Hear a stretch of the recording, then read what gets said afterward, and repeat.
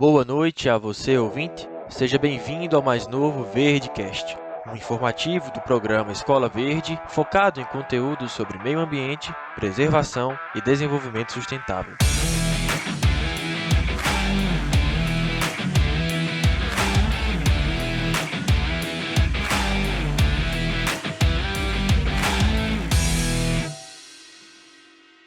Eu me chamo Matheus e estou acompanhado do Augusto Boa noite. e do Pedro. Fala pessoal, tudo certo? E hoje a gente vai falar sobre as doenças negligenciadas e o saneamento básico. Você sabe o que são essas chamadas doenças negligenciadas? Entende de que maneira a realidade da falta de saneamento básico, pela qual passam muitos brasileiros, interfere na incidência dessas doenças? Fica com a gente que você vai descobrir.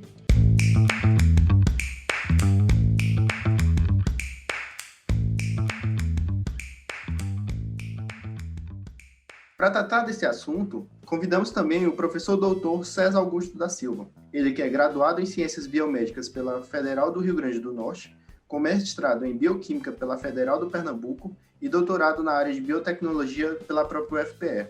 Atualmente, o professor César trabalha como professor adjunto do curso de Medicina da Universidade Federal do Vale do São Francisco, em Petrolina, onde leciona nas cadeiras de Imunologia, Microbiologia e Parasitologia. Boa noite, professor César. Desde já, agradecemos a sua participação no VerdeCast. Boa noite, Matheus. Boa noite, Augusto, Pedro. Obrigado, primeiramente, pelo convite para participar com vocês na discussão desse tema, que, assim, eu acho extremamente importante. Já começo falando isso, tá certo? Mas estou à disposição de vocês para a gente conversar a respeito das chamadas doenças negligenciadas. E para começar, é importante a gente entender o que são essas doenças negligenciadas, né? As doenças negligenciadas são doenças que não só prevalecem em condições de pobreza, mas também contribuem para a manutenção do quadro de desigualdade, já que representam um forte entrave ao desenvolvimento dos países. Como exemplos de doenças negligenciadas, a gente pode citar arboviroses, doença de Chagas, esquistossomose, leishmaniose e outras. Segundo dados da Organização Mundial da Saúde, mais de 1 bilhão de pessoas estão infectadas com uma ou mais doenças negligenciadas, o que representa 1/6 da população mundial. E é muito importante a gente sempre discutir e manter esse assunto em pauta, porque às vezes as doenças negligenciadas estão bastante prevalentes no nosso meio, principalmente na região em que vivemos. No Brasil, tivemos cerca de 1.548.000 casos de dengue no ano de 2019. E segundo o boletim epidemiológico da Fiocruz para o ano de 2020, já tivemos notificados cerca de 715.000 casos entre janeiro e abril deste ano. Ainda temos muitas outras doenças, como a leishmaniose, por exemplo, que foram reportados no DataSUS cerca de 19.000 casos, contando tanto as apresentações da leishmaniose tegumentar como a visceral. Então, professor, a gente sabe que grande parte dessas doenças que são consideradas negligenciadas, né? Seja dengue, seja hanseníase, seja malária, enfim, elas são consideradas pelo Ministério da Saúde como doenças de notificação compulsória semanal, né? Da parte da sua experiência, que importância você atribuiria a essa notificação compulsória no sentido de controle e prevenção dessas doenças em regiões como a nossa, do Vale do São Francisco, em plena caatinga nordestina? Que importância você atribuiria a isso? Ok, Matheus. É o seguinte, primeiro a gente precisa esclarecer que todas essas doenças negligenciadas que vocês citaram, né, elas são de notificação compulsória. O Brasil, se a gente fizer um comparativo com as outras regiões do mundo onde existem doenças negligenciadas, que são as Américas, a África e a Ásia, o Brasil está entre os países semelhantes a alguns países da África e da Ásia que possuem 6 ou mais doenças negligenciadas de notificação compulsória. Então, a gente está no topo desse ranking, infelizmente. Essa notificação, depois que se faz a confirmação do diagnóstico, enfim, onde a gente passa por todas as etapas de identificação da doença, elas vão ser lançadas no chamado Sistema Nacional de Agravos de Notificação, que é o SINAM. E a importância dessa notificação? para que é que precisa se notificar essas informações, né, esses quadros que a gente tem distribuídos pelas mais variadas regiões do país, do mundo e no nosso caso específico aqui, né, região do Vale do São Francisco. A partir da notificação, a partir da análise dos dados que são disponibilizados pelo Sistema Nacional de Agravos de Notificação, a gente pode acompanhar quais são os riscos que uma determinada doença apresenta em uma região. Por exemplo, se eu identifico que aqui na região do Vale do São Francisco, especificamente na cidade de Petrolina e circunvizinhança, eu tenho um alto índice de casos de leishmaniose, eu tenho alta incidência de leishmaniose. No momento que eu acompanho os dados que estão disponibilizados no SINAM, eu consigo identificar qual é o risco que essa infecção traz para a população local. Risco em que sentido? O risco de propagação da infecção, já que a gente sabe que uma pessoa infectada pode ser fonte de infecção para o inseto que é o vetor, e esse inseto vetor, esse mosquito, ele vai transmitir a infecção para uma outra pessoa. Então a gente consegue identificar primeiramente os riscos de infecção. Consequentemente, as pessoas infectadas, elas vão depender do Sistema Único de Saúde, elas vão demandar recursos financeiros, às vezes internamento, às vezes incapacidade para o trabalho e, consequentemente, gastos para a Previdência Social, por exemplo. Então, a partir do estudo desses dados, a gente identifica esses riscos.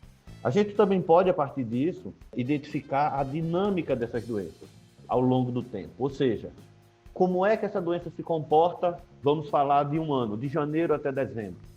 Então no mês de março, abril, uma determinada infecção, ela tem um surto epidêmico, ela aumenta o número de quadros, aumenta a incidência, fica mais ou menos ali 2, 3 meses e depois ela declina e volta para o seu platô de estabilidade. Mesmo alto, mas ela tem um pico e depois volta para esse platô. Então, a partir disso, eu consigo identificar alguns fatores que acontecem naquele mês ou naqueles meses, onde ocorreu esse pico, né, esse surto epidêmico, para que eu possa tentar controlar e evitar que a população se exponha ao risco de infecção. Seja por conta de fatores climáticos, seja por conta, por exemplo, da atividade laboral. A gente tem aqui na região, por exemplo, a época da colheita das frutas. Então, será que não existe uma relação entre o momento da colheita da fruta com a alta atividade dos insetos relacionado ao clima naquele momento? E isso faz com que a gente tenha uma exposição maior? Bom, se isso acontecer, o que é que a gente pode fazer para prevenir a infecção? A gente pode fomentar esse trabalhador das medidas profiláticas necessárias ou preventivas para que ele não se exponha ao risco de contaminação. Então, estudando esses dados, essa notificação, a gente identifica isso.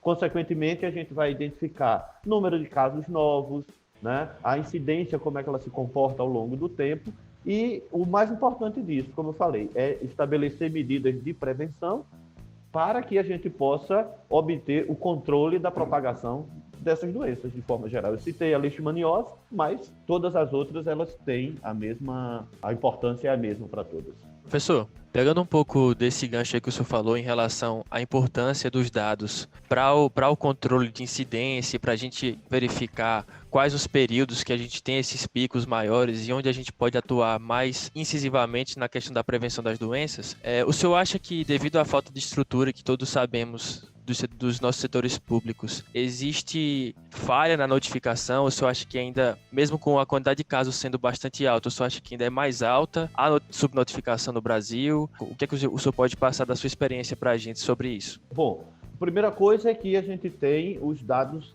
que são notificados lá no SINAM, Sistema Nacional de Agravos. Logo em seguida, esses dados eles vão alimentar o sistema de dados do Sistema Único de Saúde, que é o DataSUS, né? Como a gente chama rotineiramente o Tabnet DataSUS, que vai tabular esses dados, vai mostrar para nós todas essas informações. É um sistema de acesso público onde a gente encontra todas essas informações. E é exatamente a partir daí que a gente vai ter ideia, é a partir desses dados que a gente vai estudar o comportamento que eu acabei de falar anteriormente. Como é que essa doença se comporta, como é que ela se desenvolve ao longo do tempo. A grande questão está aí. A gente imagina que exista um número muito maior de casos, que a incidência seja muito maior do que realmente o que aparece lá. Primeiro que, por serem doenças onde a gente não tem tanto investimento no controle, no combate, na prevenção dessas doenças, a gente tem rotineiramente um número de pessoas que não são diagnosticadas. Então, essas pessoas não diagnosticadas, obviamente, não entram no SINAM. Às vezes, as pessoas são diagnosticadas, entram no SINAM, mas entram com as informações incompletas, de forma que, quando a gente vai analisar os dados do Tabnet e DataSUS, a gente encontra, por exemplo, muitos parâmetros com a opção não se aplica. Por exemplo, eu tenho lá casos de leishmaniose em Petrolina, né, no ano de 2018, 19 e 2020. Aí eu vejo a incidência dessa infecção por idade, por sexo, por zona de residência, se é rural, se é urbana, por grau de escolaridade. E aí muitas dessas informações, elas aparecem, por exemplo, não se aplica. O sexo, aí tem lá, não se aplica. Quem foi que decidiu que não é importante dizer se o paciente era homem ou mulher? Será que não existe um tipo de atividade laboral que esse homem ou essa mulher exerce que os diferencia no risco de exposição? Então, por exemplo, um homem que vai trabalhar na agricultura, ele está muito mais exposto do que a mulher que fica em casa cuidando da casa, da residência e da família, dos filhos, que é o que acontece na maioria das vezes, né? No caso da cultura, da fruticultura que a gente tem aqui na região, as mulheres elas têm um papel extremamente importante porque elas participam da etapa da colheita. Mas tem outras infecções que não seguem necessariamente esse tipo de dinâmica. Então, no momento que a gente consegue identificar se a maioria dos infectados são homens ou são mulheres, a gente consegue implementar políticas de saúde que vão tentar atuar especificamente para aquele grupo, para aquele gênero. Se eu sei, por exemplo, a faixa etária das pessoas que têm mais incidência ou que têm menos incidência, eu tenho como estabelecer políticas que vão atacar, ou que vão atuar, né, melhor dizendo, diretamente naquela faixa etária. Então, geralmente, a faixa etária é no indivíduo que vai dos 20 até os 45, 50 anos. Ou seja, é exatamente a faixa que é mais economicamente ativa. É a faixa etária das pessoas que saem de casa para trabalhar, que se expõem ao risco. Então, eu preciso implementar para pessoas dessa faixa etária uma política de saúde mais direcionada, uma informação, uma disseminação de orientações de forma mais direcionada para esse público, né? Por exemplo, público masculino dos 20 aos 45 anos. Eu sei que esses indivíduos são os mais acometidos do que mulheres, do que crianças, do que idosos. Então, eu posso fazer um trabalho preventivo de orientação diferenciado, direcionado para aquele grupo específico. No momento que eu olho lá os dados da notificação disponíveis no DataSUS, e eu não tenho essa informação, porque lá está aparecendo não se aplica, eu não tenho como implementar essa política de desenvolver um planejamento estratégico para atuar especificamente para aquele grupo. Então, daí a gente tem, realmente, além de ter a questão da subnotificação, pela ausência, por exemplo, de insumos necessários para o diagnóstico dessas infecções, a confirmação dessas infecções, a gente também tem uma falta de orientação dos profissionais da saúde que trabalham com esse processo, esse procedimento da notificação, de preenchimento incompleto das informações daqueles pacientes. Então, isso traz, logicamente, uma queda na qualidade das informações que vão interferir no planejamento dos programas de prevenção, de controle e, consequentemente, de redução de incidência dessas doenças. Então, dentro das políticas de medidas profiláticas direcionadas que o senhor apontou, eu queria falar agora de uma doença negligenciada específica, que vem ano após ano dando suas caras, sobretudo nos períodos mais chuvosos. Como apontado pelo Pedro, a gente pode perceber a presença expressiva da dengue no ano de 2020. Obviamente, com todos os olhos voltados para a pandemia da Covid, pouco se tem falado a respeito do combate ao Aedes, o mosquito vetor da dengue, como é feito normalmente, né? E falando em um cenário mais amplo, a gente pode notar que, ano após ano, a dengue se manifesta com números alarmantes, apesar de todas as ações de combate. Dentro desse contexto, que responsabilidade o senhor atribuiria aos órgãos de gestão pública diante dessa presença quase que constante da dengue dentro do nosso país? Na realidade, a gente tem que olhar os dois lados. A gente tem as campanhas educativas que passam informações para a população. No caso específico da dengue, por exemplo, vamos lá, não deixar recipiente acumulando água, fechar aqueles recipientes que você guarda água, fechar bem fechados para evitar que o mosquito encontre ali o ambiente para a sua procriação e tal. E, enfim, o uso de larvicidas que vão tratar a água e tal. Tudo isso partiu aí desse foco governamental, vamos dizer assim, né? Mas o que falta muito também são orientações para a população, sobretudo a população de mais baixa renda e de mais baixo nível de escolaridade. Olhando aqui para o nosso caso em Petrolina e circunvizinhança, se a gente for observar, a maioria dos casos, eles estão localizados, por exemplo, nas agrovilas, os N1, N2, N3, N4 que a gente tem aqui, né? Por quê? Porque é onde reside a maior parte da população que trabalha na agricultura, que não tem um grau de instrução tão elevado, né, que tem uma renda per capita mais baixa. E qual é a relação disso com o aumento ou a diminuição da incidência de uma doença? É exatamente o grau de orientação que essas pessoas têm. Tá? Então, geralmente, a dengue e outras doenças negligenciadas, elas são maiores em pessoas que têm baixa escolaridade. Por quê? Porque as pessoas não têm informação. Elas não sabem como proceder para o controle. Embora a gente veja a campanha que passa na televisão, no rádio, no panfleto, que para nós é muito clara, para essa comunidade não é. Essas pessoas elas não veem da mesma forma que a gente, elas não têm a clareza. Entendeu? Então a gente vai, por exemplo, em um N desses que a gente tem aqui, né, uma dessas agrovilas, faz visita nas casas e a gente encontra uma caixa d'água, por exemplo, de 500 litros, fechada com um plástico transparente grande, mas esse plástico ele tem um ou outro rasgo em cima. Está rasgado. A pessoa diz, tá fechadinho aqui, tá isolado com a borracha e tal. Tem só esse rasguinho aqui que não dá para passar um mosquito. Ora, a gente sabe que o mínimo espaço que tem disponível serve para que o mosquito chegue lá e deposite os ovos, né? E ali ele começa o processo de procriação.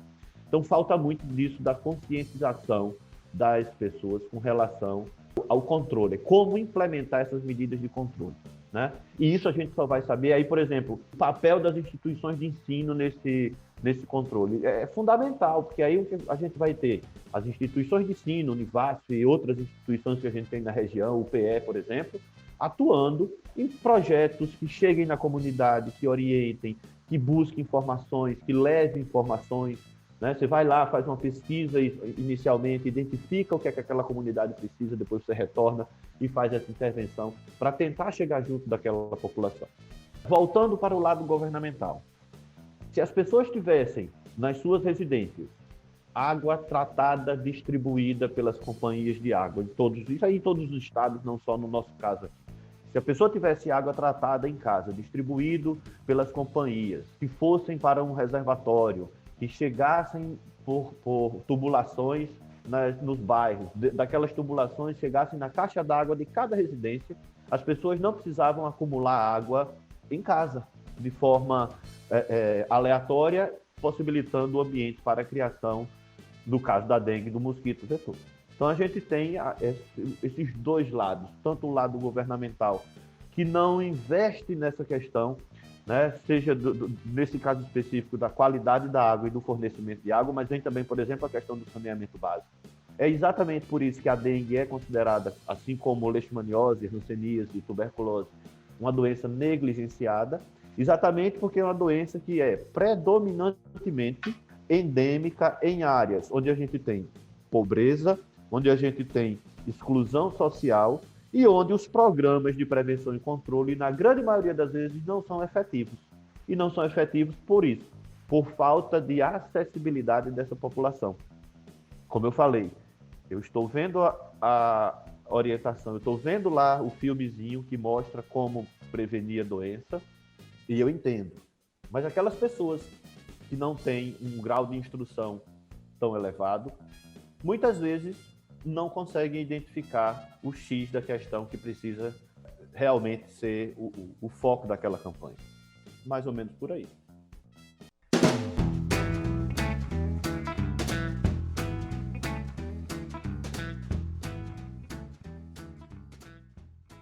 E, professor, entrando nessa parte de saneamento básico, que a gente entende como um conjunto de serviços que vão incluir distribuição de água potável, coleta e tratamento de esgoto, drenagem urbana e coleta de resíduos sólidos, entre outros. A gente tem também a questão das condições de moradia, né?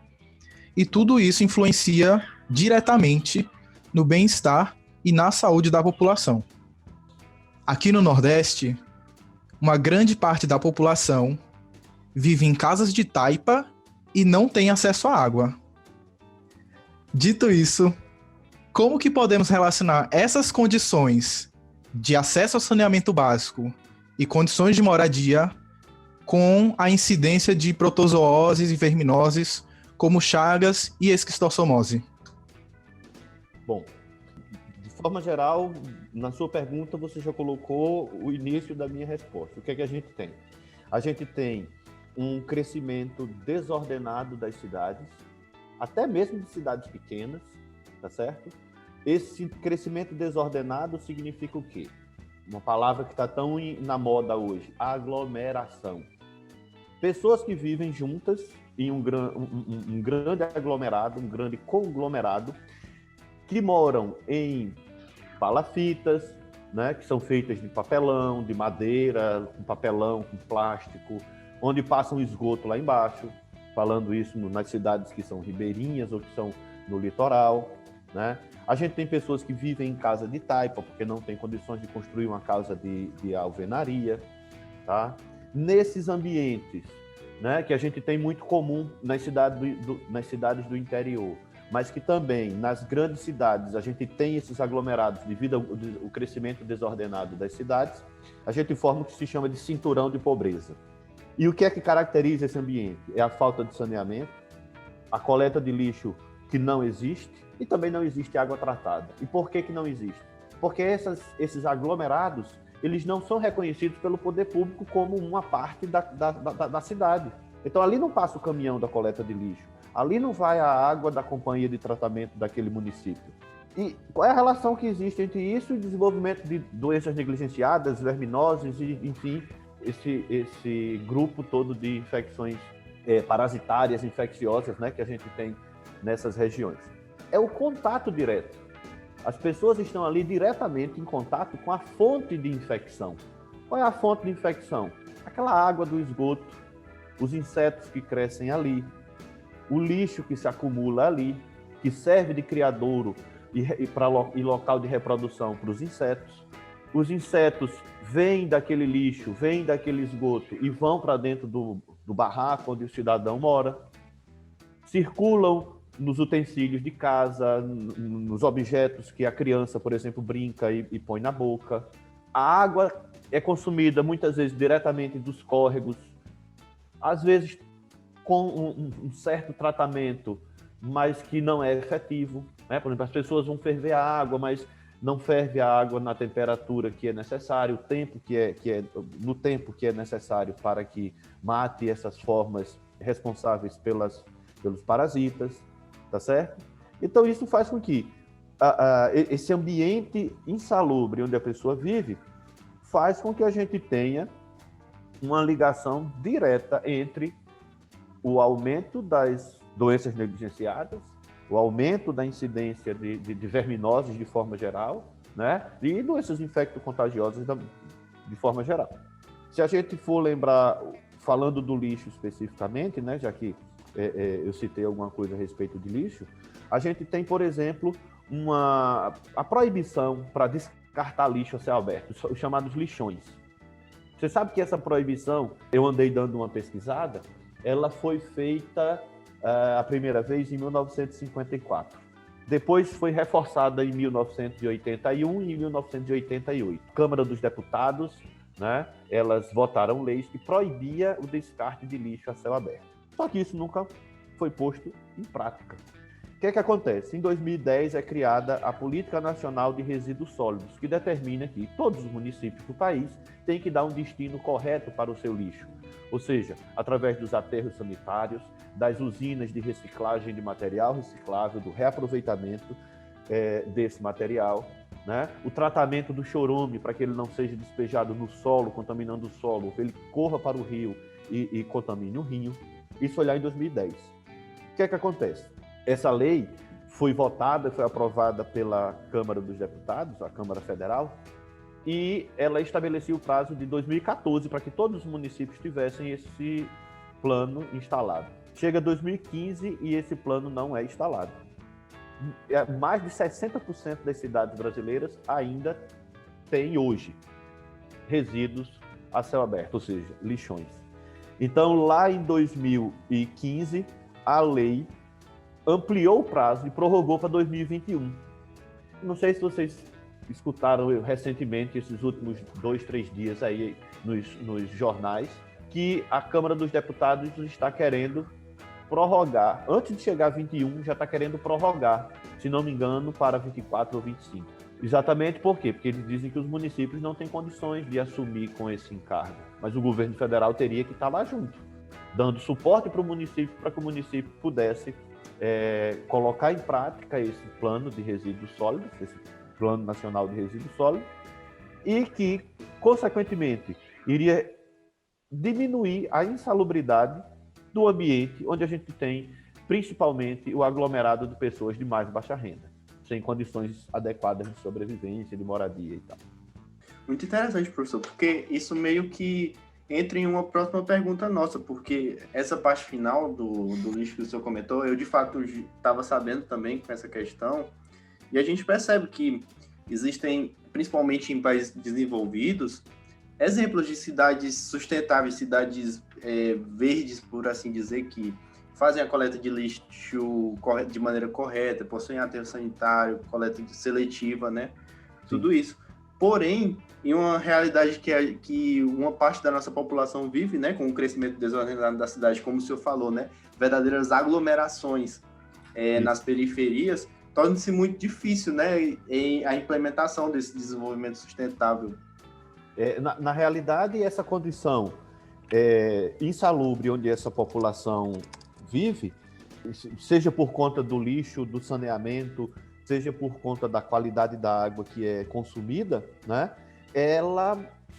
Essa condição, ela mantém a presença constante das doenças negligenciadas no nosso meio. No nosso meio, quando eu digo dos países onde a gente tem essas doenças negligenciadas, né? Essa concentração. Américas, quando a gente fala Américas, é América Central e América do Sul, África e Ásia. Nesses ambientes, o que é que a gente tem? Uma desigualdade social que é gritante e que é mantida constantemente por conta exatamente dessa negligência que existe de todos os lados. A gente tem, por exemplo, o financiamento público para esses planos de saneamento básico, para o tratamento da água, para a coleta de lixo ou para se pôr em prática o Plano Nacional de Resíduos Sólidos. Falta investimento público nos municípios para isso.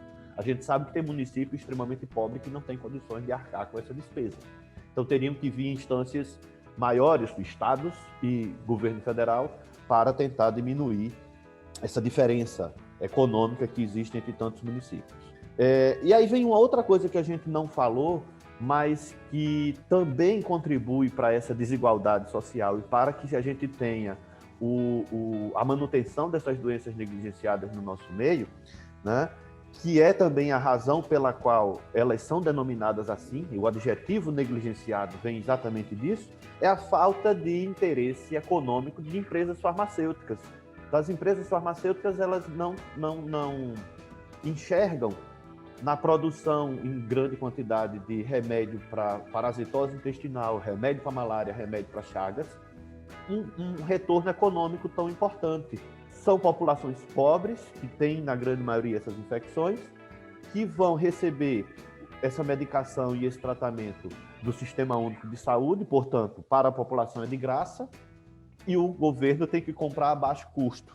Então, é muito mais rentável para uma empresa farmacêutica produzir, pesquisar e produzir novas drogas para tratar pacientes com HIV, pacientes com câncer, pacientes que são imunodeficientes por diversas outras causas, pacientes que fazem transplante. pacientes que têm doenças cardíacas ou cardiovasculares, porque são as doenças que geralmente o tratamento é mais caro e muitas vezes o Sistema Único de Saúde não investe, não é disponibilizado. Então, esses medicamentos eles têm retorno financeiro para a empresa. Outra coisa que também falta, saindo um pouquinho só dessa questão do saneamento, as agências de fomento para a pesquisa, elas não investem tanto nesse tipo de pesquisa nessa área de doenças negligenciadas.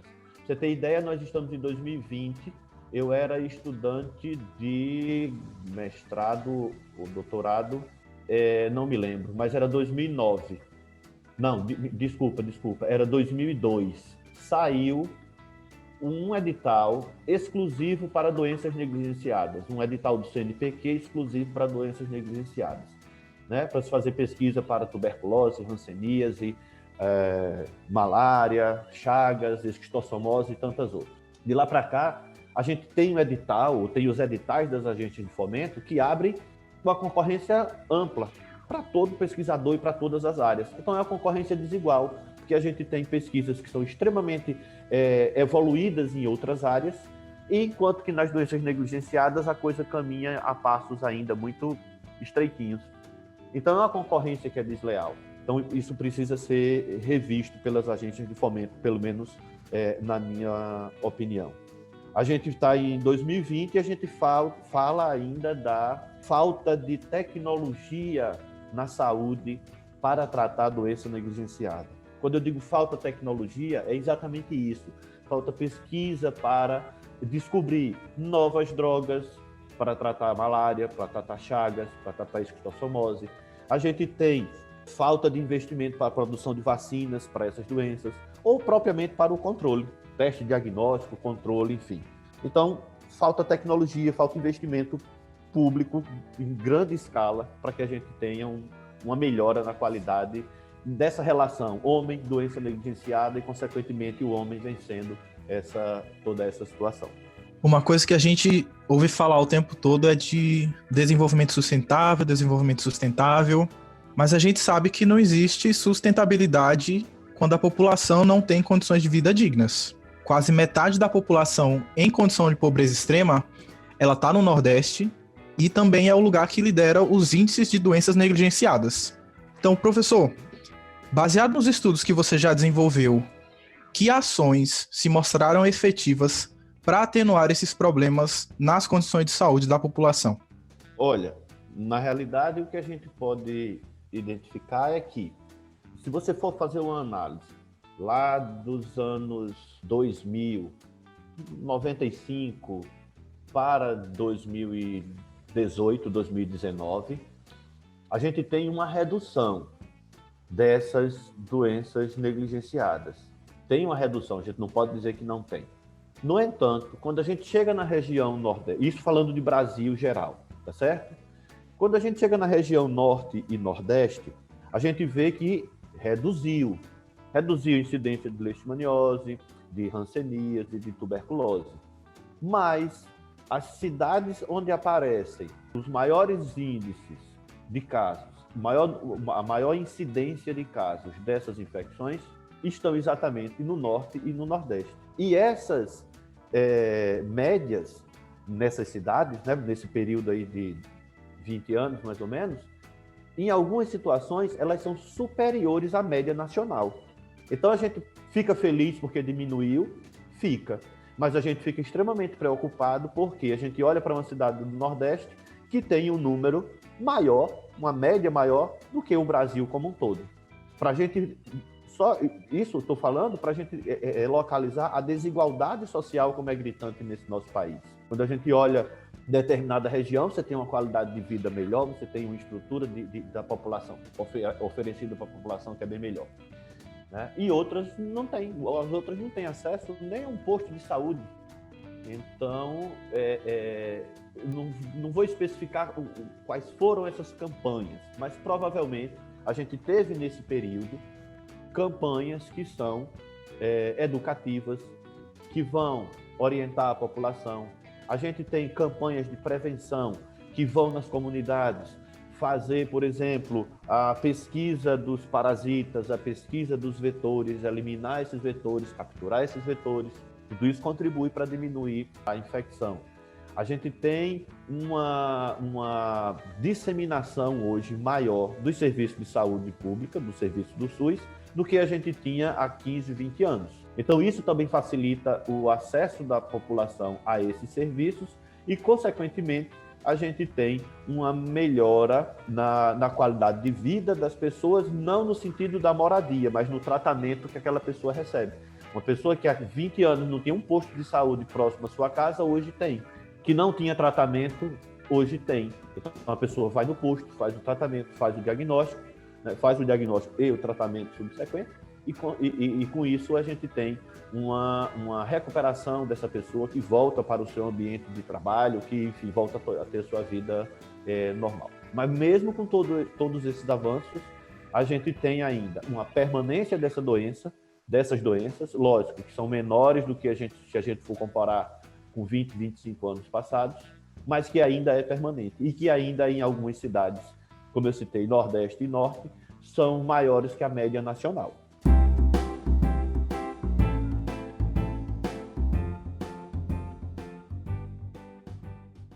Professor, então, seguindo nesse tema também da questão da população e as condições de vida, embora o Brasil tenha avançado significativamente na formulação de políticas públicas nacionais básicas, tais como educação, saúde, assistência social, transferência de renda, que até impactam positivamente, né, na vida das pessoas, mas especificamente a gente não tem ainda ações que atendem às necessidades de todas as regiões do país.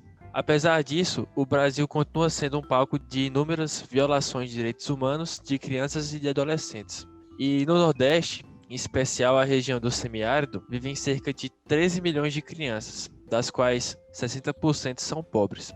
Eu acho que esse é um público muito, importante, porque a partir da educação a gente pode trabalhar muita coisa, mesmo em questão de saúde, né? Então, como podemos, diante dessa realidade, instruir a população acerca de prevenção das doenças infectoparasitárias que mais os afetam? Vou voltar um pouquinho aí ao início da sua fala. A melhor forma para que a gente possa controlar o aumento da incidência dessas doenças no nosso meio é a informação. A informação vem exatamente a partir do processo de humanização das pessoas, de educação das pessoas, de orientação, de fornecimento de informações para essas pessoas. Educar é humanizar. Quando a gente trata as pessoas, dando a essas pessoas os direitos, todos os direitos que elas têm, né? Quando a gente olha para as crianças e a gente trabalha com essas crianças esses aspectos, a gente tem um resultado muito melhor. Por quê? Porque a criança ela vai absorver aquela informação e quando ela vê o pai ou um outro adulto, o pai, a mãe ou um outro adulto, fazendo algo diferente daquilo que ela aprendeu, ela vai lá e cobra. Ó, papai, ó, fulano, não faça isso porque eu aprendi na escola que era para fazer dessa forma. Mas você está fazendo errado e na escola eu aprendi que assim tá, o certo é fazer de tal forma.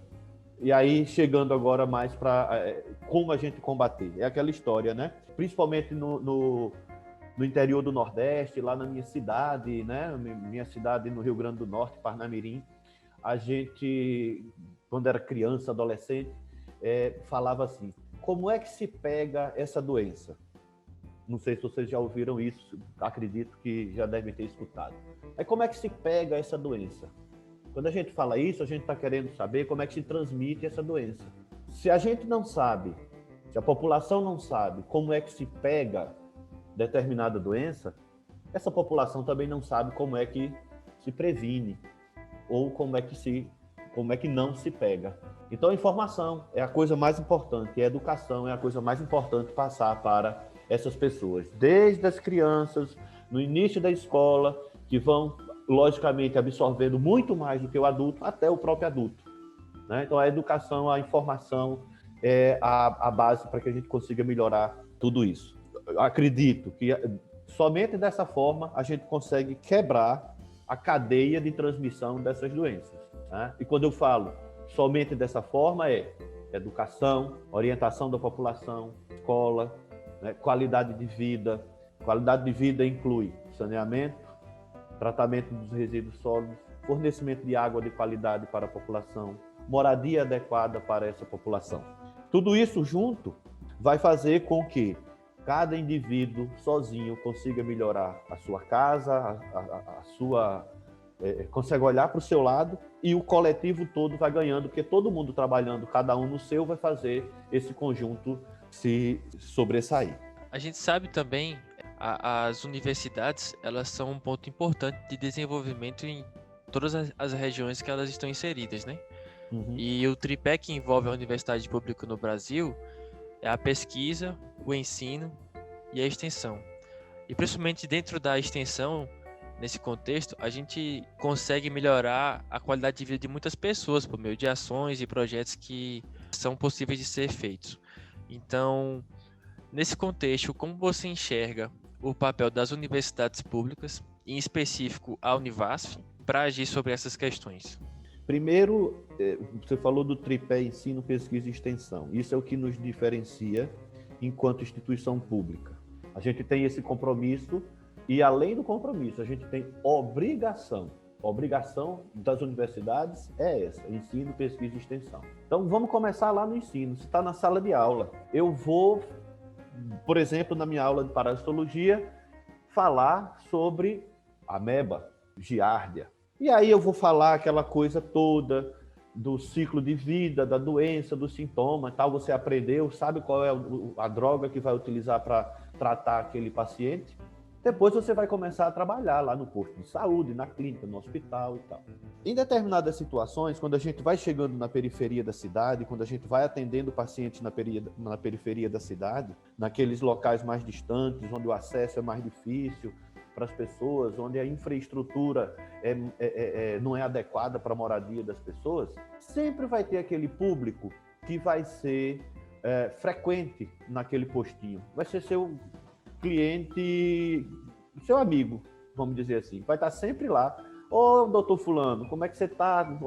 Vim aqui mês passado, vim aqui há 2 meses, estou com a mesma coisa de novo, peguei a mesma doença de novo. Então, o importante lá no ensino é que o professor ele simplesmente não passe esse conteúdo da ameba e mande esse menino para casa, essa mãe, esse pai, com essa criança ou o próprio adulto para casa. Importante que você dê as informações, você como profissional que está atendendo, dê as informações para que aquela pessoa volte para casa e tente minimamente conseguir se proteger e se resguardar da condição insalubre em que ele mora. Por exemplo, se a pessoa mora em uma casa de chão batido, onde tem um banheiro fora de casa que não tem esgotamento sanitário e que a água se acumula ali, né?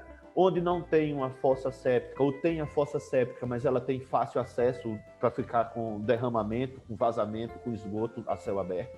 Essa pessoa está em risco naquele ambiente. Ela vai precisar aprender a proteger os alimentos, a tratar a água, a evitar o contato, principalmente das crianças, com essa coleção de água, de esgoto, de lixo que está exposto ali no ambiente. Então isso a gente tem que fazer na sala de aula, lá no ensino, para que quando você chegue lá no posto de saúde, você simplesmente não passe lá um albendazol, um mebendazol e mande esse paciente para casa.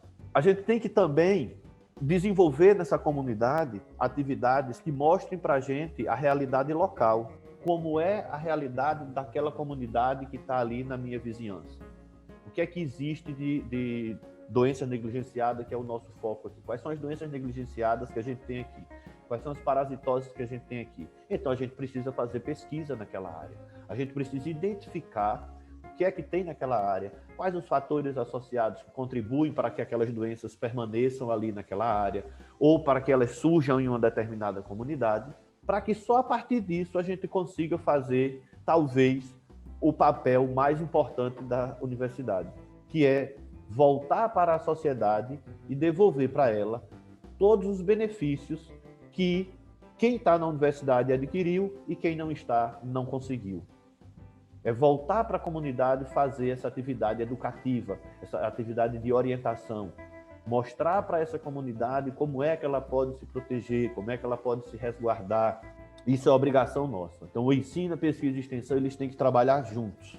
E eu acho que a Univasf, quando chega aqui no Vale do São Francisco, nas diversas cidades onde a gente tem unidades da universidade, ela traz uma modificação na vida das pessoas de forma significativa. Muito se olha que a universidade, ela vem para essas cidades, ela traz benefício econômico, porque ela traz muita gente que vai morar, que vai consumir nessas cidades. Ela traz desenvolvimento intelectual, sem sombra de dúvida.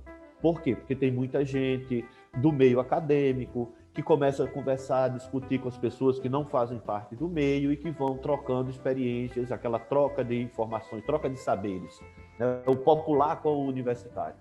Mas, além desse crescimento que a gente observa, os prédios bonitos, tudo crescendo, tudo desenvolvido, é preciso também que a gente enxergue aquela comunidade que precisa da universidade, aquela comunidade que precisa ter uma melhoria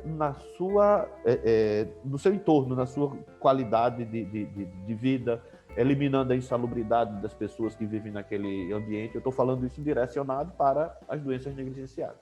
Eu acho que é fundamental o papel de qualquer universidade num ambiente onde ela se instala, no sentido de melhorar a vida das pessoas em todos os sentidos, em todos os aspectos que a gente possa imaginar. É muito interessante a gente ver como a educação ambiental, a universidade e também o SUS, eles estão todos entrelaçados nessas questões. E quando a gente fala, por exemplo, de territorialização em saúde, a gente está falando de entender o território que a gente está inserido para poder trabalhar em cima disso, de quais são as necessidades daquele local, como é que a gente pode promover saúde com base nos fatores de risco que tem naquele local. Isso me lembra, inclusive, um projeto de intervenção que eu e outros colegas realizamos no bairro de Petrolina, que era desse jeito, sem saneamento, esgoto na rua o tempo todo e as crianças correndo nesse esgoto. E aí a gente foi até as escolas, falou sobre a importância de não andar descalço nesse esgoto. A gente falou também sobre a questão da água, de ferver a água ou de usar um filtro, se possível, porque também tinha uma questão de que algumas pessoas achavam que pegou a água, colocou numa garrafa, botou na geladeira, tá boa para beber. E aí a gente foi esclarecer isso também. E o feedback que a gente teve foi justamente nesse sentido que o professor comentou anteriormente, da criança, que ela leva a educação para dentro de casa e se ela vê o adulto fazendo errado, ela vai lá e corrige, porque ela aprendeu na escola como é a forma certa. E o pessoal da escola trouxe justamente esse feedback para a gente, que é muito importante a gente trabalhar educação ambiental, principalmente com as crianças, porque é uma forma de essa educação para os adultos. Só fazendo um adendozinho, complementando o que o Augusto falou, e também indo ao encontro do que o professor estava falando, sobre esse trabalho que o Augusto realizou na região, era na região do Henrique Leite. Era uma cadeira que a gente pagava e que no final a gente teria que realizar um projeto para aquela região. No caso, o grupo do Augusto foi feito no bairro Henrique Leite, né?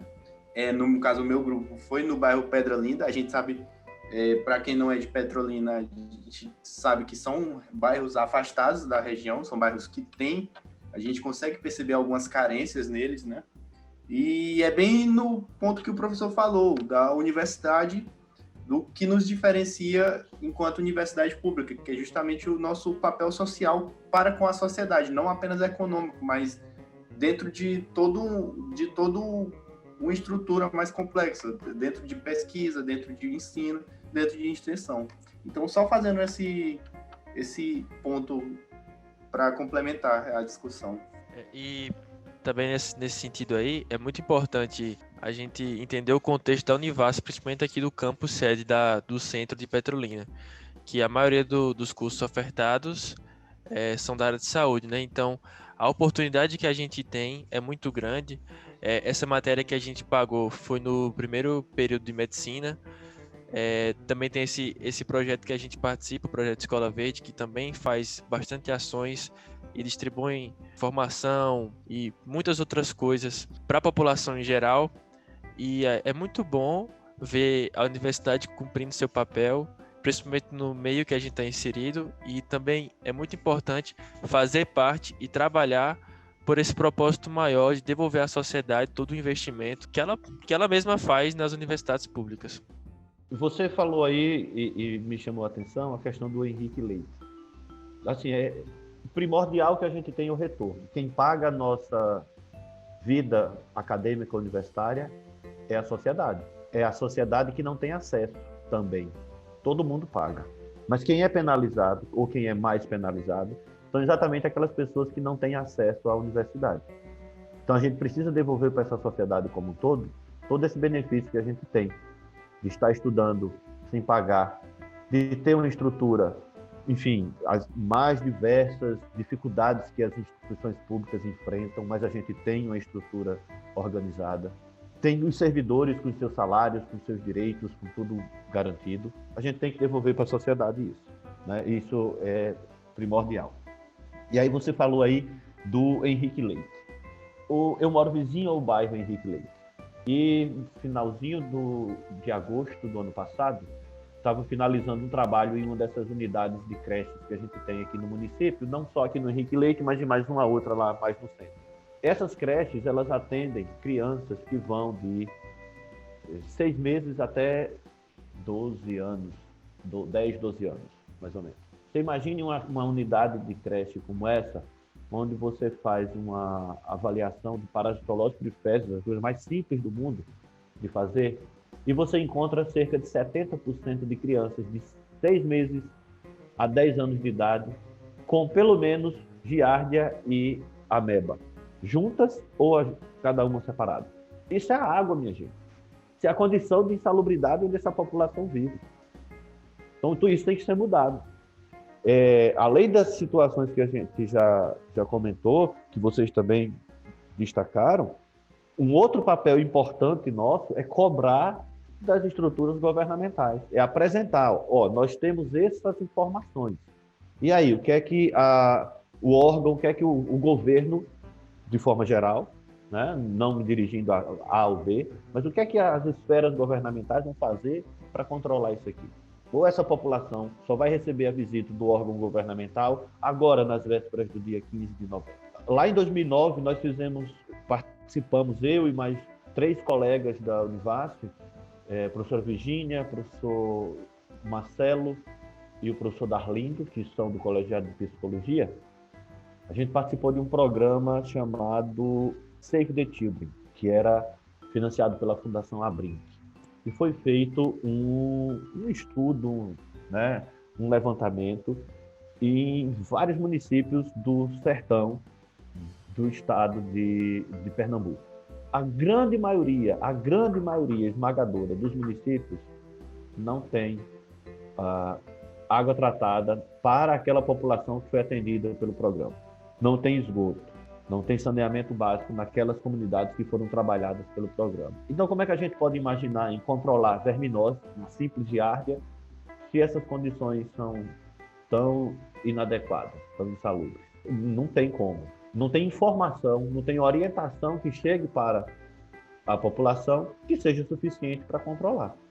Porque o que falta ali, na realidade, é estrutura que depende não de nós, depende dos governantes, né? Depende das instituições que governam esses municípios, estados e governo federal. Enfim, mais ou menos por aí.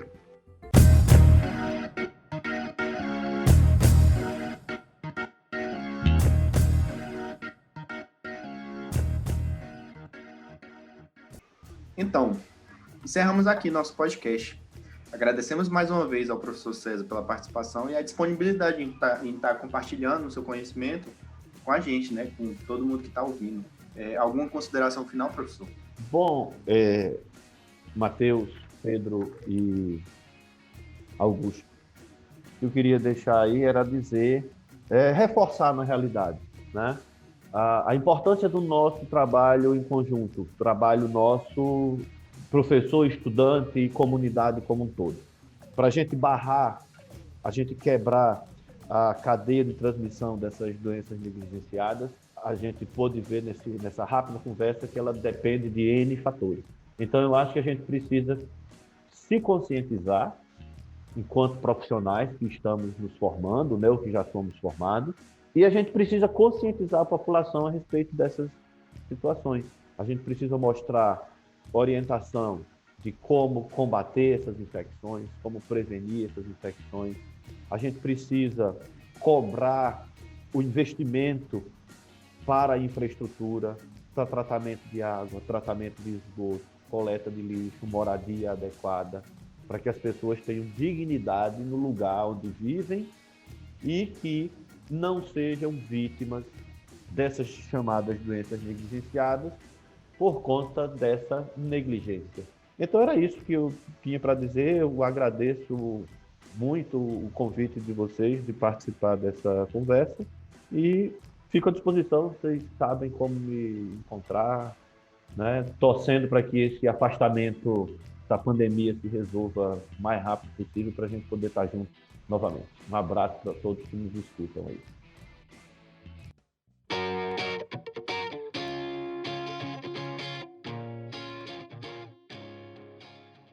Lembrando que você encontra o Projeto Escola Verde nas redes sociais, através do blog, o escolaverde.org, no Facebook, que é facebook.com/pevunivasf, no Instagram, é o @Projeto Escola Verde, no YouTube é só você procurar Projeto Escola Verde, e agora também no Twitter, que é o @PevNovo. Então segue a gente, curte, compartilha, que todo dia tem conteúdo novo sobre meio ambiente e educação ambiental. Esse é o VegeCast e até a próxima.